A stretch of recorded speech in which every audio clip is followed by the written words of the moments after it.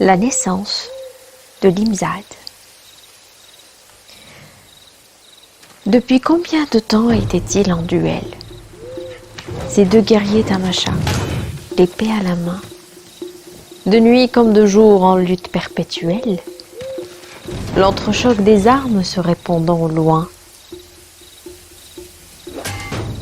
Leurs cris retentissants éloignent la gazelle. Les dunes tremblent sous l'éclat de leur voix. Les oiseaux pournichés montent haut vers le ciel.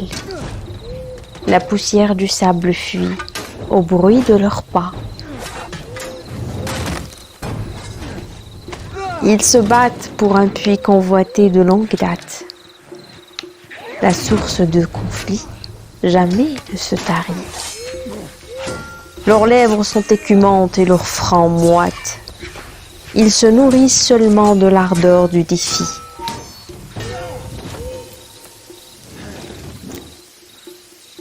Non loin de l'air de cette longue bataille, des femmes plus belles qu'une troupe de pharaons, des bijoux cliquetants sont pendus à leur taille.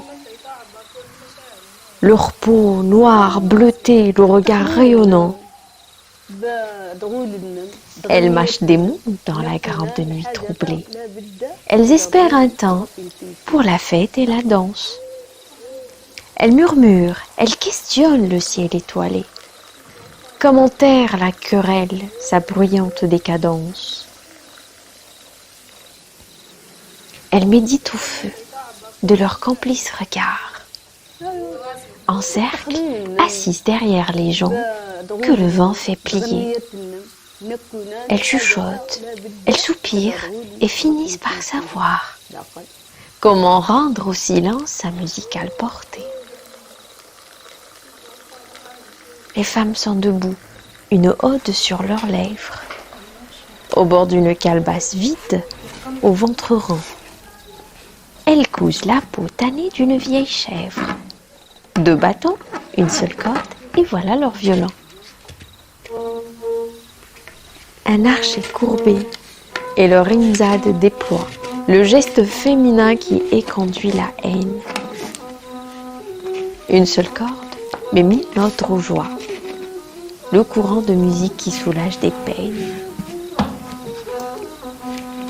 L'une d'elles, une ancienne, dont les rites comptent.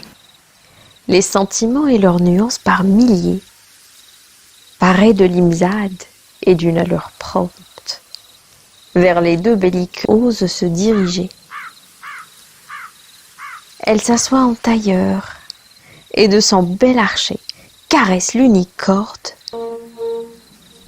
Une ondée en surgit. Les notes répandent leur mélodie sacrée et les 2 guerriers se figent éblouis. La musique les désarme, les épées glissent au sol. Leurs visages étonnés, leurs bouches sont baies. Quel est ce son étrange, rauque, presque des paroles, qui guide d'un même flot leur marche vers la vallée.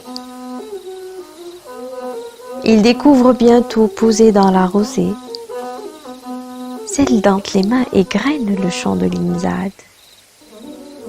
Les guerriers pacifiés prennent place à ses côtés, admirent la musicienne, s'enivrent de ses ballades. Elle leur confie. L'eau est comme le rire d'une mère. Elle presse du désir de partager sa joie. N'oubliez pas, mes fils, les temps sont éphémères. La nature donne, donner est son unique loi. Enfin, le tranchant des armes sur le sable s'émousse. Désormais, les 2 hommes se conduiront en frères. L'eau de la vie résonne, le puits sera pour tous. Et Limzad est consacré, joyau pour le désert.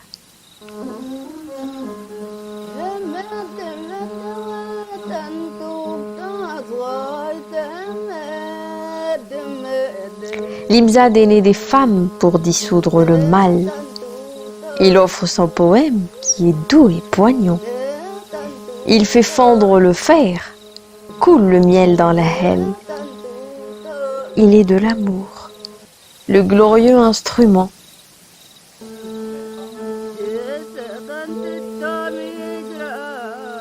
Dassine est reine de l'Imzad, celle qui a fait retentir dans tout le regard ses sublimes mélopées. Elle chante toujours, Dassine à l'éclatant sourire. Le souffle de la musique qui appelle la paix. Préfère à toute voix, préfère avec moi la voix de l'Imzad, le violon qui sait chanter, et ne sois pas étonné qu'il n'est qu'une corde.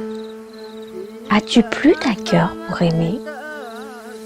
Mon Imzad à moi est à lui seul tout l'espace qui vous appelle.